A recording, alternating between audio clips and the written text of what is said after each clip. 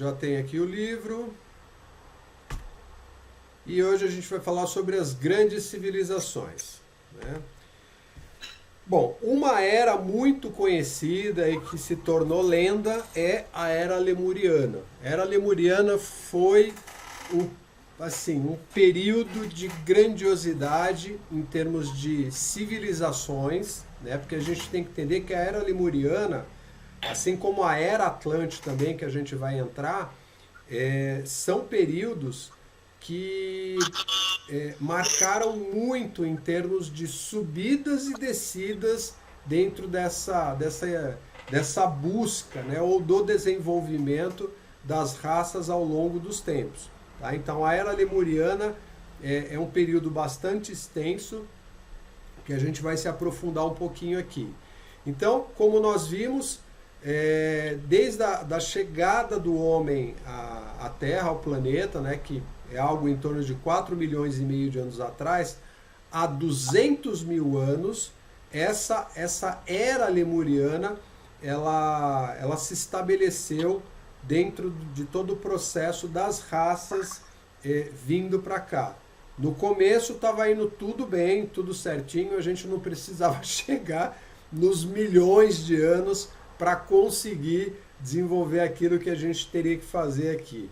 Mas a coisa foi degringolando, como nós vimos, né? Teve o primeiro período que foi muito bem e depois a gente acabou tendo aí a queda do homem, né? Que é uma representação. E nesse processo todo, nós tínhamos vários continentes na Terra, né? Existiam várias civilizações. A Era Lemuriana, ela é chamada dessa maneira porque é um período, como a gente falou, em que representa uma ascensão desse povo, dessas civilizações, né? Eram várias civilizações ali, e essas civilizações elas foram trazendo um conhecimento, um desenvolvimento. Se a gente pensar nas primeiras duas raças que chegaram aqui, como a gente viu, elas chegaram, desenvolveram todo o processo, conseguiram trazer um nível de conhecimento, desenvolver um nível de conhecimento que era muito superior ao que a gente consegue imaginar hoje. E aí, a partir da terceira raça, como nós vimos, houve a associação, né, se misturou aí com a quarta raça raiz, que eram aqueles que vinham de um outro processo, né, de um planeta que já tinha avançado muito e que esses habitantes não conseguiriam se manter lá. E aí, chegando aqui, deu toda aquela confusão da mistura, né, de sensações, percepções, atenção sendo retirada de Deus e voltando para aquilo que era o que a personalidade começou a se formar a partir daí conseguia fazer. Então, o desejo próprio, né?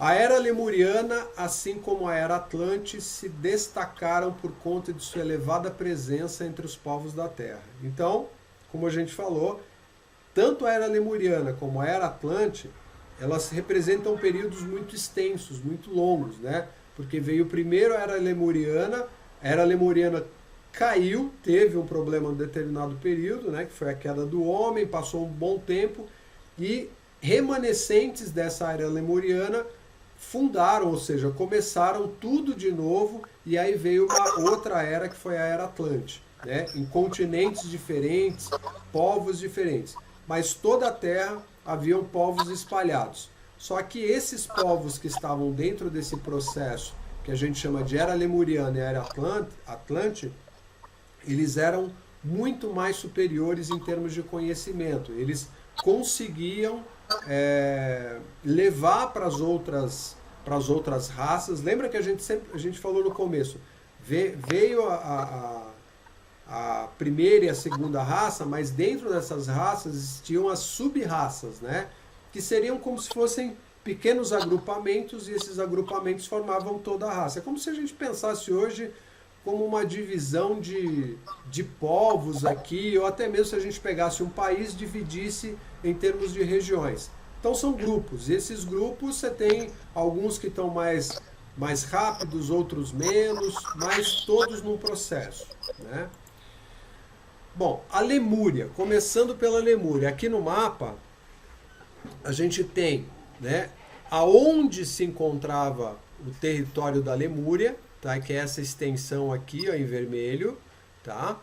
Então, nós estamos falando aqui do Oceano Pacífico, tá? Onde a gente tem aqui numa ponta a Austrália, né? Tá vendo? E aqui do outro lado, a gente tem essa região aqui que seria o lado oeste da América, tá?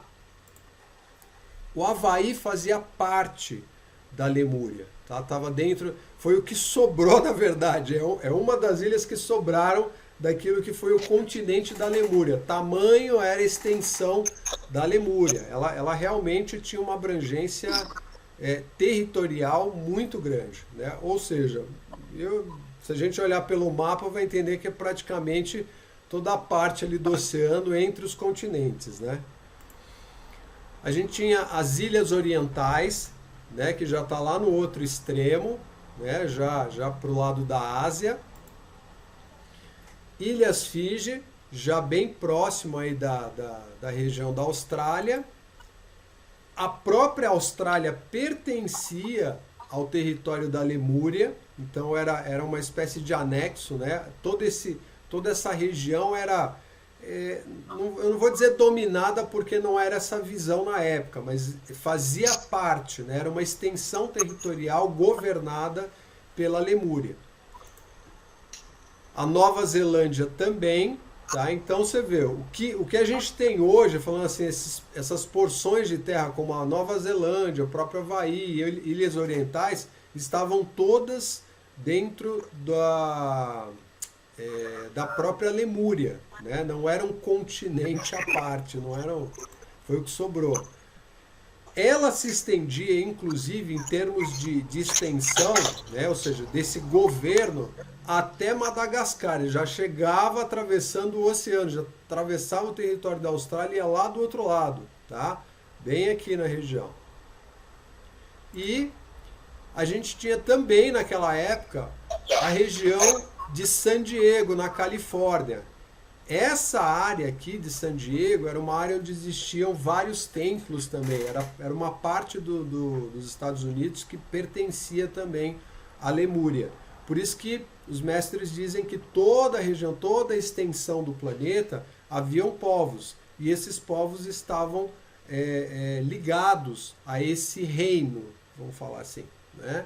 E a Lemúria era, tecnicamente, o povo ou o reino mais desenvolvido. Então toda essa abrangência que a gente está vendo aqui era o que pertencia à Lemúria até ela afundar.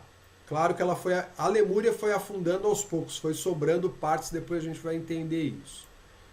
Ok?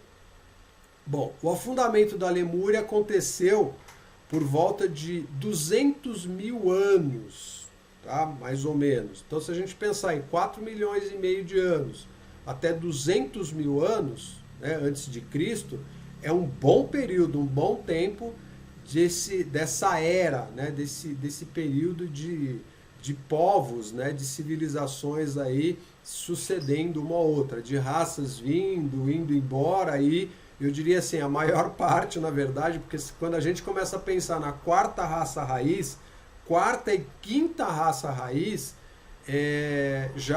a coisa já degringolou, já ficou muito tempo preso, muito tempo indo e vindo ininterruptamente, milhares de anos nesse processo, né? E poucos conseguindo se liberar realmente. Então, nós tivemos nessa ocasião, os mestres dizem que os sacerdotes que estavam ali conectados, que estavam destinados, né, a seguir as leis, a obedecer a Deus, eles alertaram que a Lemúria sofreria por conta desse desvio que estava acontecendo. E isso era um alerta constante, porque eles recebiam, né, eles tinham contato direto com os mestres. Chegou um período, como a gente viu, em que a população, as pessoas já não viam mais os mestres, já não viam mais os seres angélicos, já não conseguiam entrar em contato mais com os seres da natureza. Então isso foi se dispersando. E de uma encarnação para outra, o esquecimento, ou seja, o distanciamento disso foi se tornando cada vez maior. E a partir daí, quem tinha contato ou mantinha o contato com aquilo que seria a comunicação mais elevada eram os sacerdotes. Então esses sacerdotes, eles alertavam, falavam, ó, gente, vocês estão indo para o lado errado, o negócio funciona assim. E cada vez menos as pessoas davam atenção àquilo que eles falavam. Então, num dia lá, ou melhor, durante um determinado dia, à noite, silenciosamente veio esse cataclisma. Né? A catástrofe aconteceu e as águas inundaram o continente da Lemúria. Isso fez com que as pessoas, obviamente, que não acreditavam, ou pelo menos estavam totalmente desatentas a isso, elas acabaram perecendo. Né? Outras que ouviram conseguiram fugir. Mas nessa situação toda, 60 milhões de pessoas desencarnaram. 60 milhões de pessoas dessa civilização foram embora, não sobreviveram. Bom, dos templos, né, que como os sacerdotes eles sabiam que a tragédia era iminente, iria acontecer, então eles já se anteciparam e retiraram dos templos aquilo que era a chama sagrada, que era exatamente a representação. Lembra que a gente estava conversando, né, logo no início, sobre a ideia, a visão do sol, né? O fogo. Essa chama era exatamente o que a gente tinha aqui como uma representação da nossa origem, da nossa casa. Então, por isso que se fala chama sagrada. Né? Os templos tinham essa chama, que era como se fosse vamos chamar assim, como se fosse o nosso portal, né? Ou seja, é a nossa representação ali, o lugar onde a gente ia para relembrar a nossa origem. Né? Aqui nós viemos de tal lugar, então está aqui a representação. Essa chama sagrada tinha essa vibração correspondente à nossa origem, ao nosso grande sol. E vários outros objetos que eram utilizados, que eram sacralizados, objetos que, até documentos também, né, registros dos próprios sacerdotes, que eram utilizados para poder ajudar as pessoas, né, durante todo o processo de encarnação e desenvolvimento aqui. Bom, quando houve o afundamento, aí o que os sacerdotes foram orientados pelos mestres, falaram, olha, vocês vão ter que sair do território, né, o mais rápido possível e transferir, na verdade, né, esses objetos e todas essas, vamos dizer assim, esses instrumentos sagrados para outros locais. Foi aí onde esses sacerdotes, esses homens, né, se retiraram e cada um foi habitando, foi indo para um lugar mais distante. Então a Índia, a China, o Tibete, as montanhas rochosas na América do Norte e a própria Atlântida, naquela ocasião, porque a Atlântida ficava do outro lado, né, no outro oceano, foram os locais para onde esses sacerdotes migraram e levaram esses objetos, essas peças sagradas e as próprias chamas para poderem continuar, porque aquela civilização que aquela parte das pessoas que desencarnaram, né, não existiriam mais ali, mas claro que esses seres, sempre bom lembrar, eles voltariam para o planeta. Eles não iriam para outro lugar, não. O planeta ainda estava num processo de desenvolvimento, não tinha atingido um nível vibracional elevado a ponto de falar, olha, essas pessoas ou esses espíritos não têm como ficar aqui mais. Né? Não, pelo contrário. Eles estavam conseguindo abaixar o nível do planeta tanto que é aqui que eles tinham que ficar e refazer, ou seja, recuperar aquilo que havia sido perdido. Então, um dos mestres que atingiu, né, esse é um nome bastante conhecido no meio, né, ainda não é para você que está começando, para algumas pessoas, mas Jiao Ku, ele é conhecido como mestre tibetano. E ele é muito conhecido na teosofia, tá? E em outras correntes filosóficas também, né? Algumas escolas iniciáticas, escolas de mistérios, conhecem esse mestre. E ele foi para a Ásia Central, né? Ele é um dos exemplos. O outro mestre é o mestre Lanto, que nessa ocasião ele foi para a Cordilheira Teton, na América do Norte. Tá? Então, todos esses lugares que nós estamos falando, tanto na Ásia quanto, né, no Royal Teton, que fica na Cordilheira do Teton, são locais que têm esses templos, onde foram estabelecidos já há muito tempo. Tá? Então, por isso que o Tibete, por exemplo, é um lugar tão diferente, tão, né, vamos dizer assim, que tem tantos ensinamentos e uma cultura tão diferente. Ok? A memória da Lemúria e seus registros mais preciosos permanecem até hoje preservados. E isso é um fato, porque os mestres tomaram realmente esse cuidado, apesar de... Aqui a gente ainda está num processo aqui de visualização, de entendimento, que segue bem adiante. A gente ainda vai ver muita coisa. Mas esses registros aqui, eles foram preservados. Apesar do afundamento da Lemúria, esses registros ficaram guardados, né? Ok. Então, a Era Atlante. A Era Atlante, ela começou por volta de 500 mil anos e foi até 10 mil anos antes de Cristo. Tá? Então, foi um outro período pós-Lemúria. Então, a Era Atlante, ela é o remanescente daquilo que, vamos dizer assim, tecnicamente sobrou da Lemúria. Tá? Então, o pessoal da Lemúria não obedeceu, não estava afim, né? Ficou nessa coisa de encarna, desencarna, e o processo foi piorando até chegar ao afundamento, como a gente viu, e depois Atlante era, vamos falar dessa forma, era a bola da vez, era a possibilidade de realização. O povo Atlante era a chance. Por quê?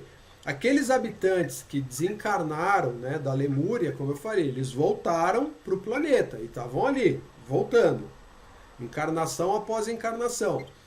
E o continente da Atlântida estava intacto, estava lá. E o povo ainda tentando seguir ali os ensinamentos. E estava indo muito bem. Né? A Atlântida é citada por Platão, né, nos escritos dele, que fala sobre Timeus e Crítias. Né? Ele tem alguns escritos onde ele cita a Atlântida, que para muita gente figura como uma lenda, porque vários pesquisadores têm, vamos dizer assim, têm as suas opiniões próprias, e alguns falam, não, isso foi Platão inventando a história, né, para poder ganhar fama, enfim, que ele queria atingir na ocasião o governo da Grécia, enfim, ele tem várias teorias aí a respeito. Mas toda a história que Platão conta, ele relata através dos próprios escritos que isso veio de uma informação de um filósofo chamado Solon, que era, na ocasião, um homem que havia ido para a região do Egito, e no Egito ele ouviu essa história da Atlântida, falando que o Egito era um remanescente da Atlântida. E aí ele pegou essa história, achou interessante e foi para a Grécia e contou para o Platão. E o Platão replicou isso, né? Ele deixou registrado. E o Platão, certamente, ele entendeu o contexto, deve ter feito lá todas as pesquisas dele, não sei em que nível, mas a maneira como ele apresenta, cheio de detalhes e tudo mais, localização, claro que tudo isso, de acordo com os escritos, vem da história que Solon contou. Mas Platão, para ter registrado isso, é porque ele chegou nessa conclusão também. Né? Então, a Atlântida é uma, dizer assim, entre aspas, uma lenda bem conhecida e que já mexeu e continua mexendo com a curiosidade de muita gente. Só que tanto Lemúria como Atlântida são são povos, né, ou são reinos que vêm já há muito tempo sendo explorados e conhecidos por várias filosofias. Né? Não é de agora. Se a gente pensar na própria maçonaria, pensar na Ordem Rosa Cruz, enfim, tem outras escolas aí escolas iniciáticas, escolas de mistério, que elas conhecem tudo isso, tem muitas informações a respeito, só que claro que fica ali fechadinho, meio que velado e as pessoas não têm acesso, não todas, né? Só quem faz parte dessas ordens, né? Mas a gente já vai entender isso também, tá? A gente vai passar um pouquinho por isso. Bom, era uma terra exuberante, de acordo com aquilo que os mestres apresentam, tá? Tinha, olha, uma beleza assim, sem igual, muita riqueza, né? E, como eu falei, existem muitas lendas, né, por conta de toda essa questão tanto da Lemúria quanto da Atlântida, e as escolas de mistério, aí, ou escolas iniciáticas que acabaram resgatando essas informações, ou tem isso como uma herança que foi sendo passado ao longo do tempo. Né? E poucos acabam, na verdade, acessando isso. Né? Hoje está muito mais aberto, né? Não é como era antigamente. Bom, nós tivemos um período que os mestres chamam de lei oculta. De acordo com o que os mestres apresentam, nós ficamos 12.000 anos, tá? Desse último tempo agora, se a gente pensar assim, a nossa era, né? Contando daqui para trás, 12.000 anos, onde tudo isso que nós estamos falando agora, tudo isso que a gente está apresentando, não era aberto, não era acessível para a maioria das pessoas. As pessoas não podiam, ou melhor, elas não tinham como alcançar essas informações, esses registros, e não era passado para qualquer pessoa. Né? Um exemplo disso é você pensar, né, como o próprio Solon falou, ele foi lá no Egito e conversou lá com um sacerdote, alguém, né, quem sabe o faraó, mas acho que é um sacerdote que ele conversou, e aí essa pessoa passou a informação para ele. Esse tipo de informação não era passado para qualquer um.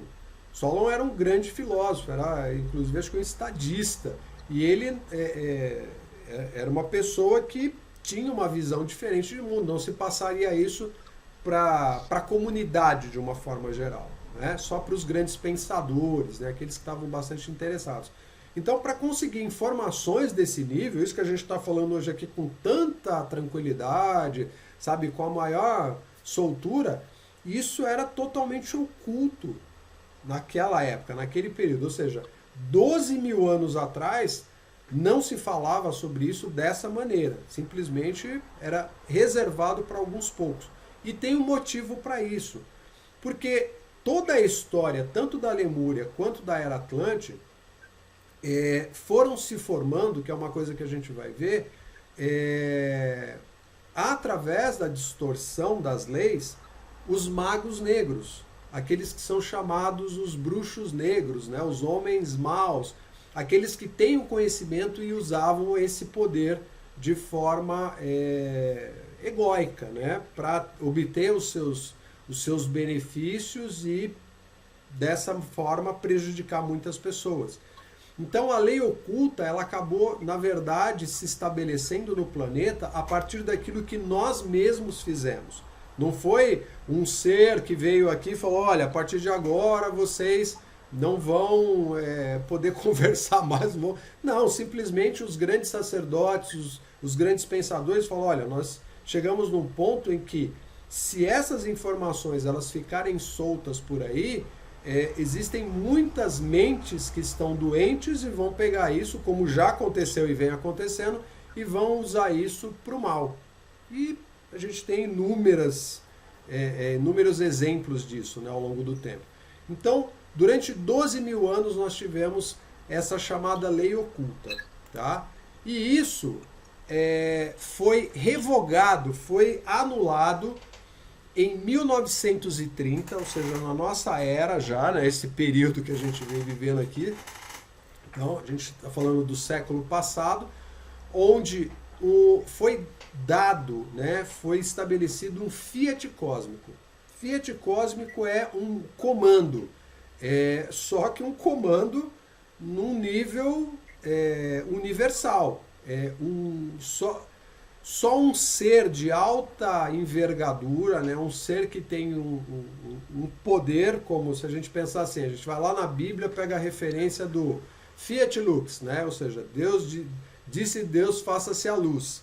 Né? Esse Fiat Lux, né, faça-se a luz, foi exatamente o que esse ser aqui, chamado Poderoso Victory, que é um ser de Vênus, fez em 1930. Ele vendo toda a situação do planeta, nós temos uma ligação, a gente também vai estudar isso com o tempo, nós temos uma ligação muito estreita com o planeta Vênus. Né? Nós fomos, de certa forma, apadrinhados pelo planeta Vênus, e se não fosse o planeta Vênus, a gente não estaria aqui nessa teleconferência. A gente não teria essa oportunidade, pelo menos não nesse planeta. Então a gente vai chegar nesse ponto ainda. Então, em 1930, esse ser, chamado Poderoso Victory, ele deu esse fiat cósmico dizendo que a lei oculta estava revogada. Acabou a lei oculta. A partir de agora, está aberta, ou seja, o acesso a todos os habitantes do planeta às leis de Deus, às leis cósmicas. Não importa se essas pessoas elas vão saber utilizar isso ou não, chegou a hora delas se responsabilizarem totalmente por aquilo que elas fizerem com a lei. E foi a partir daí que a coisa começou. Tanto é que depois a gente teve guerra, né? teve uns comandos meio complicados por aí. Mas, só para entender, depois a gente vai avançando mais nesses pontos.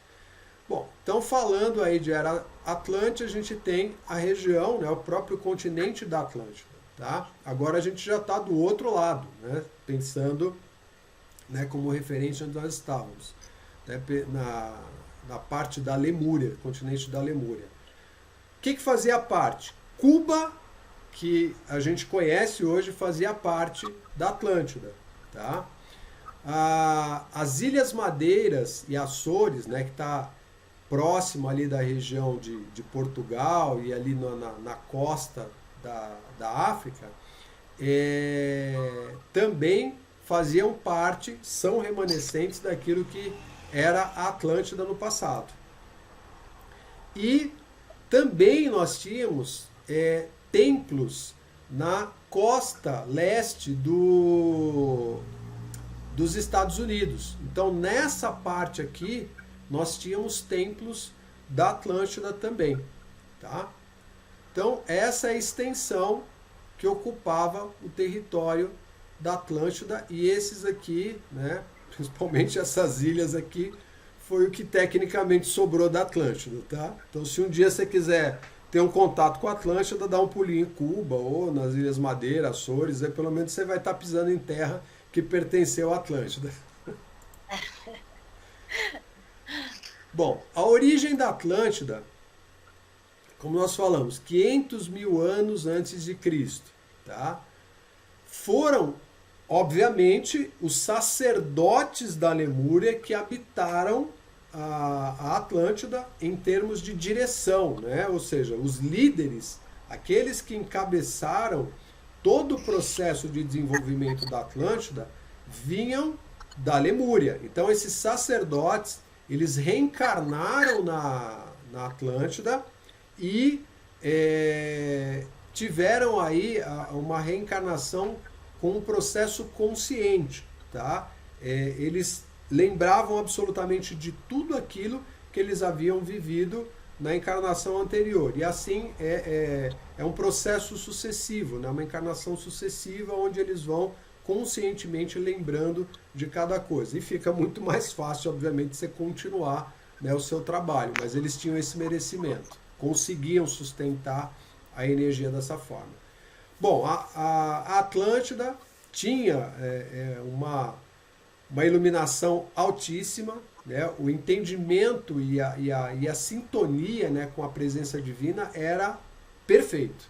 Era algo assim que é como se estivesse resgatando realmente, foi um resgate de tudo aquilo que foram os primeiros movimentos lá atrás. Eles conheciam o poder da radiação. Então, emanar energia, como a gente ouve hoje em dia, né? A gente tem alguns processos aí como o Reiki, tem prânica, enfim, jurei, sabe? Aquela coisa, né? O passe magnético, tudo isso são lembranças daquilo que se fazia muito tempo atrás, alguns milhares de anos atrás, onde através dessa radiação se conseguia resultados fantásticos, fabulosos. Então eles conheciam esse poder da radiação de uma maneira muito, vamos dizer assim, muito ampla. E eles tinham, obviamente, um cuidado muito grande com isso, né? Porque isso afetava todo o ambiente. Então eles eram muito responsáveis nesse aspecto de utilização da energia. Existia naquela época a Long Island, que fica na cidade de Nova York. Era considerado uma terra santa, tá? Porque ali se concentrava todo o poder desse magnetismo, dessa força, né? Então eles realmente utilizavam essa região como uma área sagrada e o lugar era tão elevado em termos de vibração que só os sacerdotes conseguiam acessar. Se algum outro indivíduo tentasse chegar lá, provavelmente explodiria, enfim, seria pulverizado, porque a radiação era muito forte ali, tamanho era o poder empregado nessa região. Tecnologia Atlântica, isso aqui é bem interessante, né? Assim como tudo. Ó, aqui nesse desenho, isso aqui é uma representação, na verdade a gente encontra isso na internet, né? Que é uma descrição daquilo que o próprio Platão falou sobre Atlântida e outros também, né?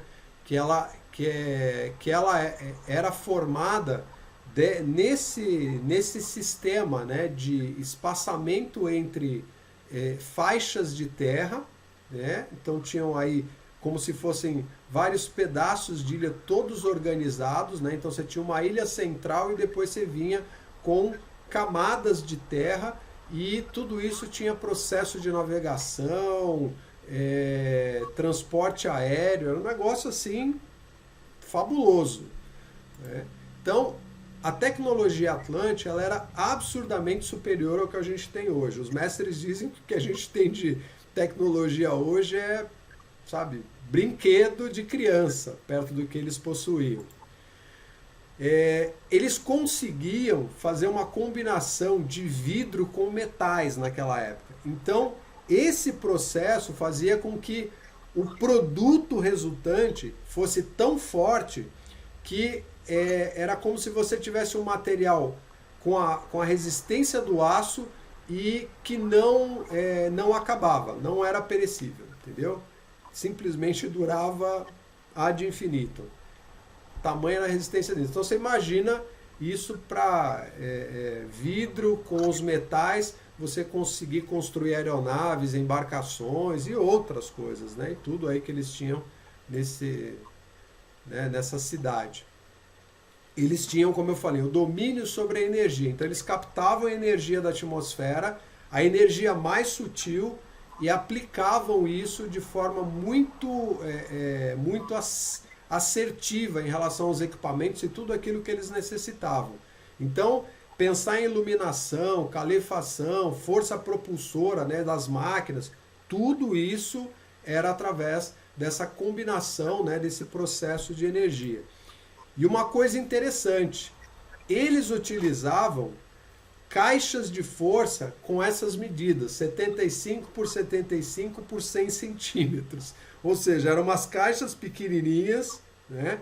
Tinha aí esse 1 metro por 75, 75, e nessas caixas de força concentrava um poder de energia fabuloso. que era exatamente onde eles conseguiam utilizar para tudo que eles quisessem. Então, embarcação, aeronave, em casas, era um negócio muito pequeno, de fácil manuseio, que você conseguia levar para qualquer lugar. Só que a quantidade de energia concentrada ali era absurda.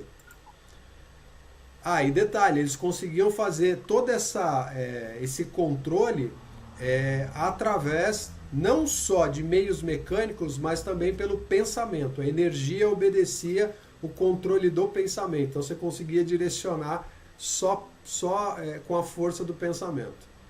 Né? Então, armazenar correntes de energia mais sutis, né? De eletricidade. Tinham 7 tipos dessas caixas, tá? E essas caixas, então, como eu falei, elas serviam para N finalidades. Esses 7 tipos eram direcionados para essas diversas finalidades aí que eles tinham para poder desenvolver toda a tecnologia, todos os artifícios que eles precisavam no dia a dia. Então, transporte aéreo, marítimo, terrestre, como a gente falou, e as aeronaves, elas conseguiam chegar em qualquer parte do globo. Qualquer lugar do planeta eles conseguiam chegar com essas aeronaves e esse sistema de energia aí de fácil transporte, né? Tem um livro, eu deixei aqui só como um exemplo, né? É um livro, vamos dizer assim, entre aspas, fictício, que é O Segredo de Shambhala, que é desse autor, James Hetfield. Esse Segredo de Shambhala fala exatamente sobre essas caixas. Fala sobre uma civilização que utilizava caixas e dentro de casa tudo, sabe, parecido. Assim, a história se passa numa região, na região extrema do Tibete, né, no livro, e ele chega lá numa cidade, eu não vou contar a história, senão perde a graça do livro, óbvio, mas só essa parte da caixa. Ele, quando chega lá no local, ele encontra uma cidade toda controlada, as casinhas, todas elas bem estruturadas, com essas caixas. Então você entrava na casa, o clima estava tranquilo, normal. E, curiosamente, a própria cidade, o entorno da cidade era todo controlado por essas caixas também. Então você tinha alguns quilômetros neve, né, ali, neve, e dentro da cúpula onde essas caixas ficavam, você tinha toda uma vegetação e um clima de semitropical. Depois, se tiver curiosidade, aí vê o livro, mas é só para ter uma indicação. Esse aparelho, vamos chamar assim, tá? Esse aparelho, ele é muito interessante. Acelerador atômico. Isso existia, né, na época da Atlântida. E o acelerador atômico, ele é um equipamento que permite, e quando eu digo permite, eu já vou entrar nesse ponto, mas porque esse acelerador ele ainda existe. Mas qual era o papel dele? Ele acelerava a ação vibratória dos corpos que a gente chama de corpos inferiores ou corpos internos, que são corpo físico, corpo emocional, corpo mental e o corpo etérico. Tá? Esses 4 corpos, eles eram, vamos dizer assim, alterados, eles podiam ser alterados por esse acelerador atômico. Acelerava as partículas desses corpos, então isso fazia com que um corpo mantivesse a sua estrutura original, sem envelhecer, de beleza, saúde e tudo mais, por longos períodos. Né? Quem não quer um negócio desse, né? Ainda existe esse? Então era um agente de cura e purificação, né? O acelerador atômico, ele foi vamos dizer assim, para esse período, ele funcionava como vamos dizer assim, como uma forma de manter todos os corpos, né? Ou seja, a estrutura dos habitantes, fisicamente falando, dentro de um padrão mais elevado, porque nessa época a atmosfera da Terra ela já estava bem alterada. Então o acelerador atômico ele auxiliava nesse sentido. Bom, como eu falei, ainda existe um equipamento desse no planeta, tá? E ele se encontra exatamente nessa caverna dos símbolos que fica na América do Norte, na Table Mountain, tá? Essa informação toda que eu estou passando, como eu falei, ela vem de um outro livro, na verdade, que depois a gente vai publicar também, é o segundo livro que a gente vai publicar, que é o Mistérios Desvelados. Aí lá você vai ter assim uma infinidade de informações que vão borbulhar na mente e vão trazer um monte de questionamentos. Mas o acelerador atômico é apresentado lá nesse livro inicial, vamos dizer assim, tá? Que é um livro onde começa tudo, tá? Mas a gente tem esse acelerador ainda. Isso foi apresentado para o Sr. Guy Ballard em 1930 pelo mestre ascensionado Saint-Germain, tá? Então, o Sr. Guy Ballard foi discípulo do mestre Saint-Germain e conheceu esse acelerador atômico. O mestre levou ele lá na caverna dos símbolos e mostrou para ele. Aí ele disse isso aqui, ó: este aparelho é chamado acelerador atômico e será utilizado enormemente no futuro para ajudar a elevar o átomo da carne física à sua divina pureza e estrutura, o corpo eletrônico. A gente vai falar disso também em lições futuras. Esse corpo perfeito permanece para sempre e eternamente jovem, belo, forte, perfeito e livre de toda limitação concebível. Nesse corpo, o indivíduo pode funcionar e funciona onde quer que deseje no universo, pois para este corpo não há barreiras de tempo, lugar, espaço ou condição. Deve ser bacana isso, né? Oxe. Pois é, querido. Não sei, hein? É, Precisava de um desse. eu acho que todo mundo está querendo um desse, né? Ai, Muito bem. Bom, então aqui, ó, civilização do Saara é a nossa próxima parada. O que é a civilização do Saara? Ou o que foi, na verdade? Também foi um período grandiosíssimo. Fala, nossa, mas a civilização da Atlântida já acabou? Não, na verdade, está dentro desse período ainda. Então, como a gente falou, existiam vários povos, várias regiões. O Saara não era um deserto como nós conhecemos hoje. Era um reinado que se estendia desde aqui, né, a região onde a gente conhece hoje, que seria o deserto do Saara, até os montes Himalaias, tá? Então, vai da fronteira oeste do atual deserto do Saara, tá?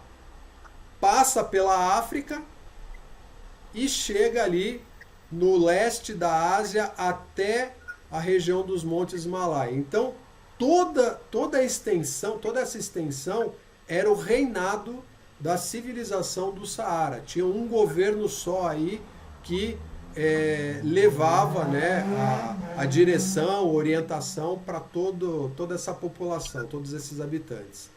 Okay? Isso dá mais ou menos, em termos de extensão, 6.000 quilômetros. E o Império do Saara foi considerado também uma idade dourada. A gente já vai ver por quê.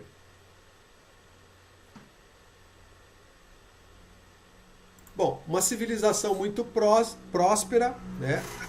O deserto do Saara era uma região muito fértil, a terra era abundante, tinha cursos d'água, o clima semitropical, a natureza, né, era assim, muito generosa e a capital dessa civilização era conhecida como Cidade do Sol. Nós tínhamos, naquela época, as cúpulas dos edifícios, eles eram todos, né, ou a grande maioria, pelo menos, de acordo com o que os mestres relatam, eram feitas com folhas de ouro puro. Pois é.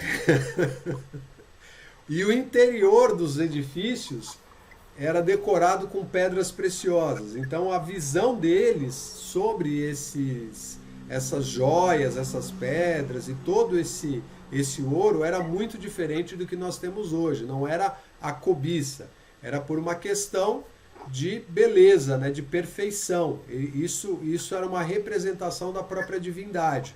Tá? E eles traziam, eles conseguiam precipitar tudo isso direto da própria substância universal. Então eles produziam ouro e joias. Não era uma coisa que eles precisavam ficar cavando para poder encontrar.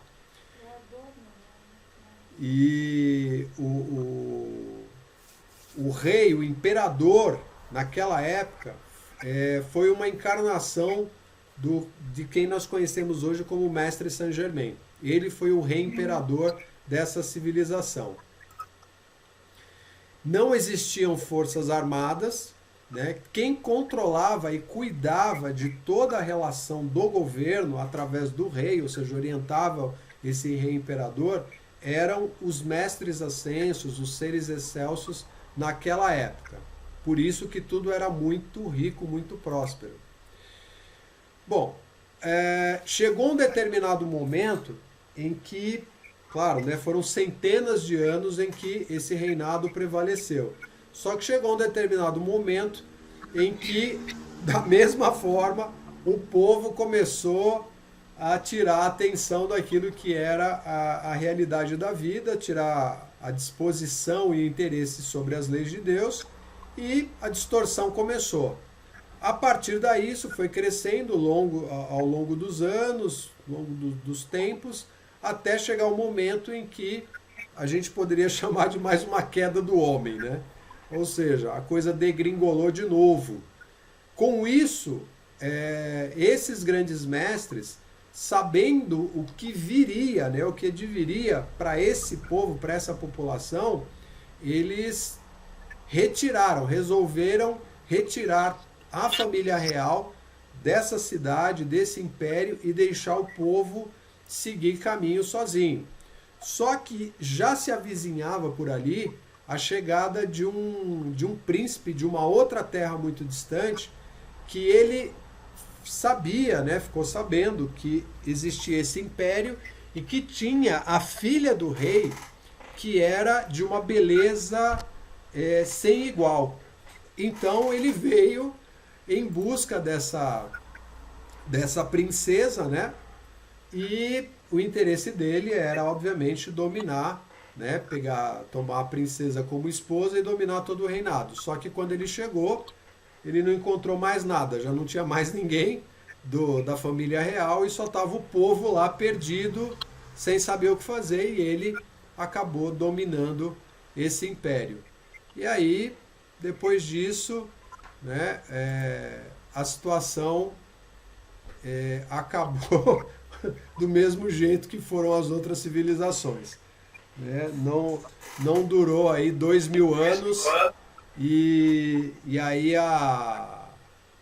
veio a queda desse império também. Bom, nós temos aqui então agora Poseidones. Fala assim, caramba, mais um. Na verdade, Poseidones foi o remanescente, foi o que sobrou de toda a extensão da própria Atlântida. Né? E está aqui o mapa de Cuba, da ilha de Cuba, porque era muito próximo ali da região. A ilha, né, onde Poseidones estava, ficava muito próximo da região de Cuba. E foi no período de 12.000 a 10.000 anos antes de Cristo. Né? Por isso que a gente fala que o último remanescente da Atlântida findou aí, né, nesse período, que foi justamente com a civilização de Poseidones. Então a gente falou próximo a Cuba, foi uma civilização que sustentou um dos mais elevados níveis de conhecimento da Era Atlântica. Então Poseidones fazia parte dessa era. Eles tinham, inclusive, eles chegaram num ponto de conhecimento, elevação tal, que uma parte da região, tinha uma província dentro de Poseidones, que ela foi destinada somente para que se pudesse alcançar aquilo que a gente chama de libertação. Então, eles tinham o desejo e interesse de investir num povo ou numa população que fosse toda de seres libertos. Então eles começaram por uma província onde só existiam seres libertos habitando. Tamanha era a elevação que eles tinham conseguido alcançar. Mas não foi todo o povo, óbvio, né? Eles conseguiam materializar alimento, vestimentas, coisas que a gente viu que era o que acontecia lá atrás nas primeiras idades douradas, né? Conheciam o fogo sagrado, né? Ou seja, aquilo que vinha da Lemúria, dos tempos antigos, também tinham esse conhecimento. Então, eles utilizavam essa chama sagrada. E foi, como nós dissemos, o último remanescente da Atlântida. Tá? Aí a gente vem para o Êxodo, que é exatamente a saída. Aonde foi parar, né, ou seja, o que sobrou daí desse último período, né, de grande glória que a gente teve. Sacerdotes e discípulos que eram fiéis à luz, às leis, eles sabiam, obviamente, tudo o que iria acontecer. E como estava chegando próximo o fim de Poseidones, ou seja, a Era Atlântica estava realmente chegando no seu período máximo, por conta de tudo que já havia acontecido, né, a oscilação toda das pessoas, montou-se uma estratégia de fuga, porque esse cataclisma seria realmente para acabar com tudo, não ia sobrar nada, zero. Então, e não seria aos poucos, né? Então, eles programaram uma fuga e 100 botes grandes foram reservados para poder investir nessa empreitada, para que coubesse aí tudo aquilo que eles precisavam levar para outros locais, né? Os lugares mais longes que eles conseguissem chegar, mas eles tinham um destino certo. Então, cada bote tinha um sacerdote responsável e mais 40 pessoas, tamanho do bote, e mais as coisas que eles estavam levando, né, que eram só coisas sagradas, coisas que realmente tinham valor. Porque o oceano, ele não, com certeza ia mudar, né, vamos dizer assim, todo o movimento dele, e eles iam tentar chegar a salvo de alguma forma. No final das contas, né, nessa investida, quando eles saíram, nem todos conseguiram, para não dizer assim, a maior parte, infelizmente, não conseguiu chegar no seu destino. Dos 100 botes, somente 10 alcançaram terra firme, né, através do oceano, e chegaram aonde era o propósito. Porque os sacerdotes que ficaram em Poseidones, que ficaram no remanescente, o interesse deles era ficar com essas riquezas, né, para utilizar para eles próprios, assim como as chamas. Eles queriam ficar com as chamas para poder utilizar em benefício próprio. E esses botes estavam levando exatamente, né, saíram na calada da noite e levaram isso para fugir. Foram auxiliados, claro, pelos mestres, mas os mestres não podiam intervir diretamente, só orientá-los para que eles saíssem o mais rápido possível em segurança. Mas mesmo assim, o cataclisma foi imenso e a maior parte não conseguiu chegar onde deveria. Um dos sacerdotes que conseguiu chegar a salvo foi o Hilário, que na ocasião era um sacerdote, né? E ele foi direto para a Grécia, era o destino dele. E ele levou para lá a chama da verdade. E Hilário, numa encarnação posterior, ele foi o apóstolo Paulo, né, que seguiu a Jesus, enfim, que tem toda a história lá bíblica, mas ele foi o apóstolo Paulo.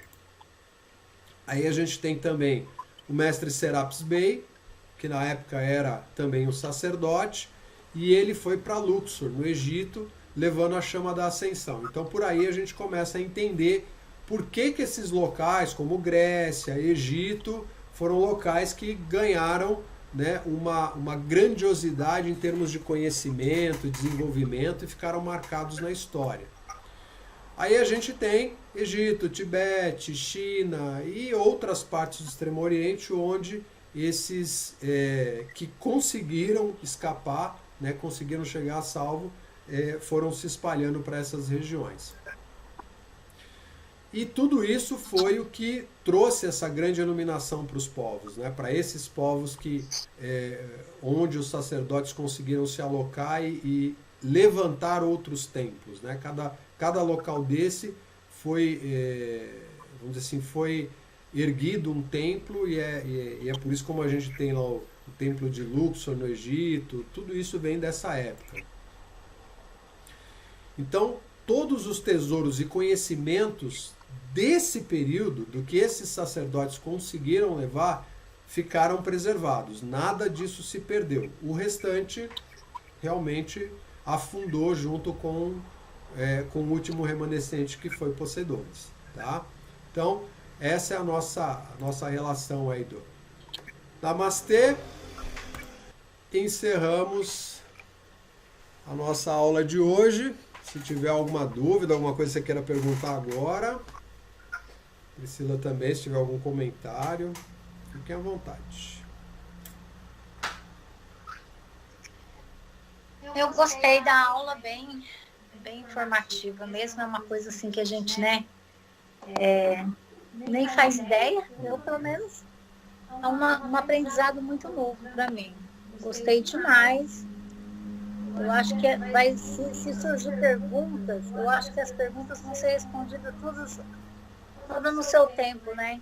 Então, igual eu quis perguntar aquela hora sobre de onde veio, né? Sim. Mas você já disse para mim, não, vamos estudar isso. Então, acho que tudo ao seu tempo, mas foi bem aproveitoso, bacana. Que bom. Gratidão. Gratidão é minha. Com certeza ainda há muita coisa para se explorar. A gente está assim bem Sim. no comecinho mesmo, né? Então tem um caminho Sim. longo pela frente. Eu diria que é um caminho sem parada mesmo, porque a prática de tudo isso nos leva para um processo contínuo. Então não dá para estabelecer, sabe, um término. Vai terminar. Não, isso não existe. Por isso que o que a gente está falando em termos de aula aqui é um processo contínuo, onde a gente está aprendendo, sabe, incessantemente. Não tem... Ad infinito. Sem dúvida. É que muitos mestres falam, né? Quando você lê um livro, você interpreta ele de uma forma que você está numa fase da vida. E aí quando, né, passa um tempo, você adquire mais conhecimento, você vive outras coisas, né? Como você falou, né, um eterno aprendizado. Quando você acessa aquele conhecimento de novo, ele te traz uma releitura, ele te traz novas interpretações, novas observações com relação ao todo. Então, por isso que é um aprendizado contínuo, né? Sim. É isso mesmo, né? Perfeito. Muito bom. Então é isso, tá? Gente, gratidão imensa. Gratidão, querida. Qualquer dúvida, qualquer coisa, dá um sinal, tá bom? Tá bom, beijo pra vocês.